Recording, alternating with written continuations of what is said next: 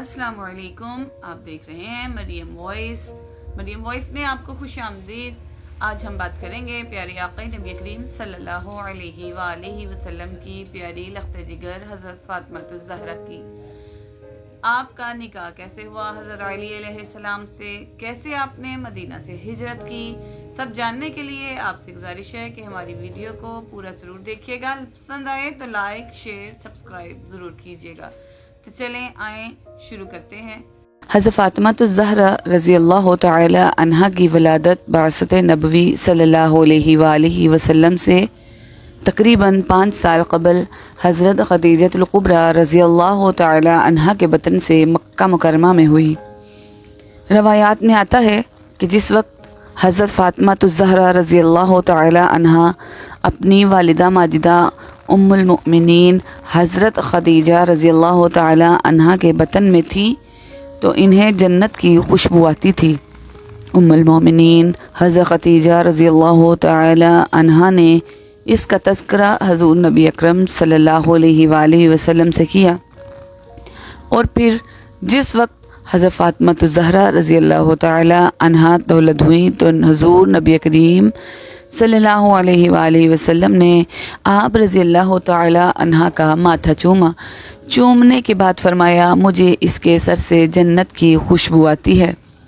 حضرت فاطمہ الزہرا رضی اللہ تعالی عنہا کی ولادت کے وقت حضور صلی اللہ علیہ وآلہ وسلم کی عمر مبارک تقریباً 35 سال تھی، اور یہ وہ وقت تھا جب خانہ کعبہ کی تعمیر نو ہو رہی تھی۔ اسی تعمیر کے موقع پر حضور اکرم صلی اللہ علیہ وآلہ وسلم نے بہترین تدبیر کے ساتھ حجر اسود کو اس کی جگہ رکھ کر باہمی جنگ کے بہت بڑے خطرے کو ٹالا تھا، اور آپ صلی اللہ علیہ وآلہ وسلم کی اس تدبیر نے عرب کے تمام قبائل میں آپ صلی اللہ علیہ وآلہ وسلم کی عظمت و احترام میں اضافہ کر دیا تھا۔ حضور اکرم صلی اللہ علیہ وآلہ وسلم کی تمام اولاد نرینہ کی وفات بالکل بچپن میں ہی ہو گئی تھی، چنانچہ آپ صلی اللہ علیہ وآلہ وسلم کے تینوں بیٹوں میں سے کوئی بھی بیٹا 2-3 سال سے زیادہ حیات نہ رہ سکا۔ چاروں بیٹیوں میں سے بھی 3 کی وفات آپ صلی اللہ علیہ وآلہ وسلم کی حیات مبارکہ ہی میں ہو گئی تھی۔ حضرت فاطمہ رضی اللہ تعالی عنہا کا انتقال آپ صلی اللہ علیہ وآلہ وسلم کی وفات کے 6 ماہ بعد ہوا۔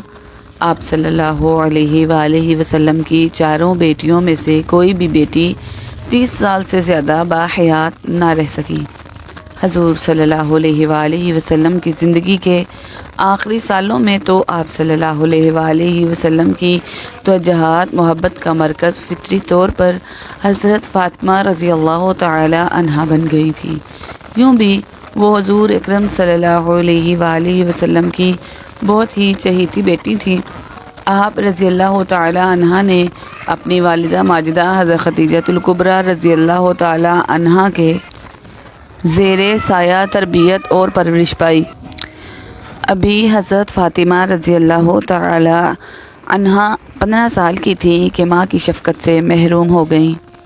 حضرت خدیجہ الکبریٰ رضی اللہ تعالی عنہا کے انتقال کے بعد آپ صلی اللہ علیہ وآلہ وسلم نے حضرت فاطمہ رضی اللہ تعالی عنہا کی خصوصی تربیت اور پرورش میں ایک اہم کردار ادا کیا۔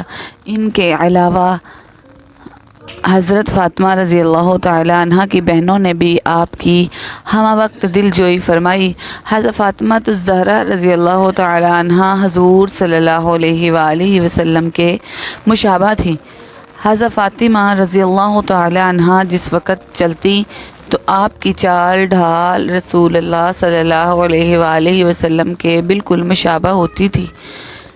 اسی طرح حضرت عائشہ رضی اللہ تعالی عنہا سے روایت ہے کہ میں نے اٹھنے بیٹھنے اور عادات و اطوار میں حضرت فاطمہ رضی اللہ تعالی عنہا سے زیادہ کسی کو رسول صلی اللہ علیہ وآلہ وسلم سے مشابہ نہیں دیکھا۔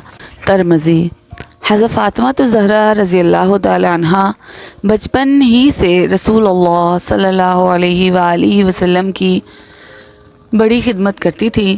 حضرت عبداللہ بن مسعود رضی اللہ تعالی عنہ فرماتے ہیں کہ ایک مرتبہ حضور صلی اللہ علیہ وآلہ وسلم مسجد حرام میں نماز پڑھ رہے تھے کہ قریش کے چند بدماشوں نے شرارت کی غرض سے اونٹ کی اوجڑی لا کر حضور صلی اللہ علیہ وآلہ وسلم پر ڈال دی اور خوشی سے تالیاں بجانے لگے۔ کسی نے حضرت فاطمہ رضی اللہ تعالی عنہ کو خبر دی تو وہ دوڑی دوڑی آئیں اور حضور اکرم صلی اللہ علیہ وآلہ وسلم پر سے اوجڑی کو اتار کر پھینکا۔ اسی طرح ایک مرتبہ نبی اکرم صلی اللہ علیہ وآلہ وسلم مکہ کی ایک گلی سے گزر رہے تھے کہ کسی بدبخت نے مکان کی چھت سے آپ صلی اللہ علیہ وآلہ وسلم کے سر مبارک پر گندگی پھینک دی، نعوذ باللہ۔ آپ صلی اللہ علیہ وآلہ وسلم اسی حالت میں گھر تشریف لائے۔ حضرت فاطمہ رضی اللہ تعالی عنہ نے یہ حالت دیکھی تو رونے لگیں اور پھر سر مبارک اور کپڑوں کو دھویا۔ حضرت فاطمہ رضی اللہ تعالی عنہ نہ صرف عمومی حالات میں بلکہ سخت ترین حالات میں بھی نہایت دلیری اور ثابت قدمی سے اللہ کے رسول صلی اللہ علیہ وآلہ وسلم کی خدمت کرتی تھی۔ چنانچہ غزوہ احد میں جب اللہ کے رسول صلی اللہ علیہ وآلہ وسلم کے دندان مبارک شہید ہو گئے اور پیشانی مبارک پر بھی زخم آئے تو حضرت فاطمہ رضی اللہ تعالی عنہ احد کے میدان پہنچی اور اپنے والد محترم کے چہرے کو پانی سے دھویا اور خون صاف کیا، غرض کہ حضرت فاطمہ رضی اللہ تعالی عنہ نے اپنے والد کی خدمت کا حق ادا کیا۔ حضرت فاطمہ الزہرا رضی اللہ تعالی عنہ کا بچپن دین کے لیے تکلیفیں سہنے میں گزرا، حتیٰ کہ رسول اللہ صلی اللہ علیہ وآلہ وسلم نے قریش کے ایذاؤں سے بچنے کے لیے حضرت ابو بکر صدیق رضی اللہ تعالی عنہ کو رفیق سفر بنا کر مدینہ منورہ ہجرت فرمائی۔ آپ صلی اللہ علیہ وآلہ وسلم اپنے اہل و عیال کو مکہ مکرمہ چھوڑ گئے تھے۔ کچھ مدت کے بعد نبی اکرم صلی اللہ علیہ وآلہ وسلم نے اپنے اہل و عیال اور حضرت ابو بکر صدیق رضی اللہ تعالی عنہ کے اہل عیال کو مدینہ منورہ بلانے کا انتظام کیا۔ اس طرح حضرت فاطمہ رضی اللہ تعالی عنہ اپنے والد کے پاس مدینہ منورہ ہجرت فرما گئیں۔ 2 ہجری میں غزوہ بدر کے بعد حضور اکرم صلی اللہ علیہ وآلہ وسلم نے حضرت فاطمہ رضی اللہ تعالی عنہ کا نکاح حضرت علی رضی اللہ تعالی عنہ کے ساتھ کر دیا۔ مسند احمد میں حضرت علی رضی اللہ تعالی عنہ کا واقعہ خود ان کی زبانی نقل کیا گیا ہے۔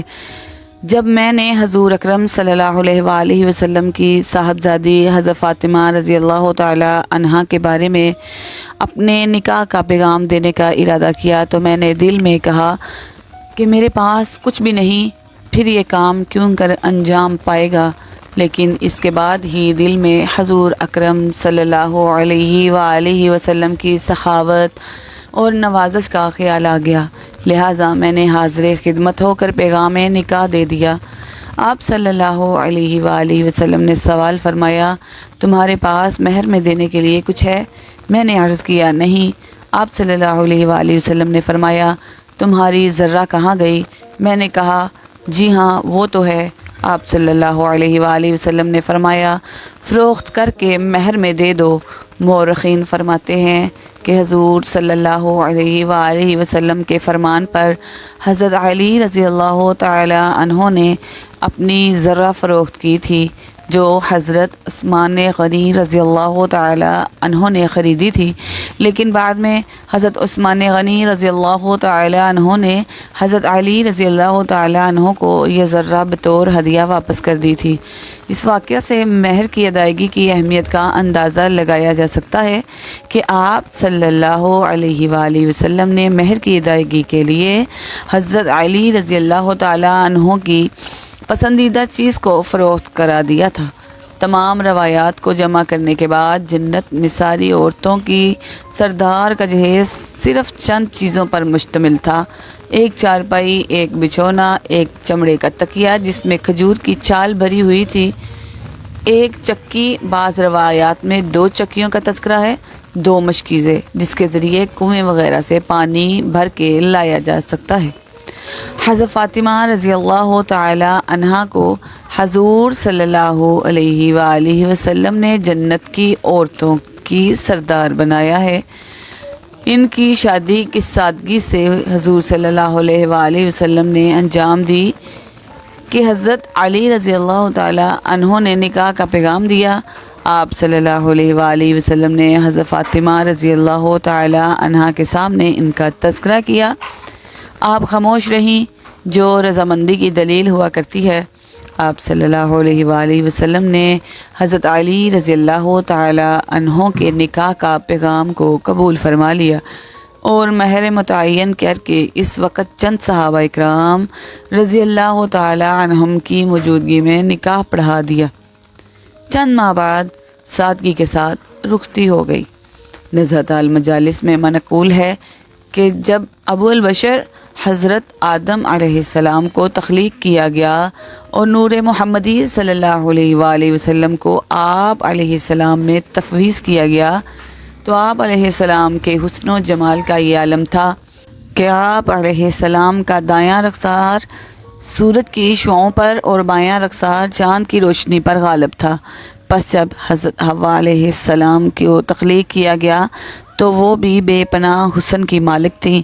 جس وقت دونوں جنت میں تھے تو ایک روز پھرتے ہوئے ان کے درمیان یہ موضوع زیر بحث آیا کہ اللہ تعالیٰ نے ہم سے زیادہ کسی کو حسین پیدا نہیں فرمایا۔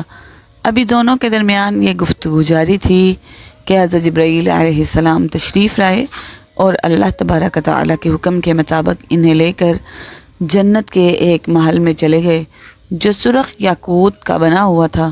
اس محل کے اندر زمرد کے پائیوں والا ایک سنہری تخت بچھا ہوا تھا جس پر ایک لڑکی بیٹھی ہوئی تھی۔ اس لڑکی کے سر مبارک پر سونے کا تاج تھا اور جسم مبارک سے نور کی شعائیں بلند ہو رہی تھی۔ حضرت آدم علیہ السلام نے جب یہ سراپا دیکھا تو بارگاہ الہی میں عرض کیا کہ الہی یہ کون ہے؟ ارشاد باری تعالیٰ ہوا کہ یہ لڑکی فاطمہ الزہرا رضی اللہ تعالی عنہا بنت محمد صلی اللہ علیہ وآلہ وسلم ہے۔ حضرت آدم علیہ السلام نے عرض کیا کہ الہی اس کا شوہر کون ہوگا؟ حضرت جبرائیل علیہ السلام کا حکم ہوا کہ وہ انہیں حضرت فاطمہ الزہرا رضی اللہ تعالی عنہا کے شوہر سے ملوائیں۔ چنانچہ حضرت جبرائیل علیہ السلام انہیں لے کر ایک اور دروازے کی جانب بڑھ گئے۔ جب اس دروازے کو کھولا گیا تو سونے کے ایک تخت پر ایک خوبصورت نورانی چہرے والا نوجوان تشریف فرما تھے۔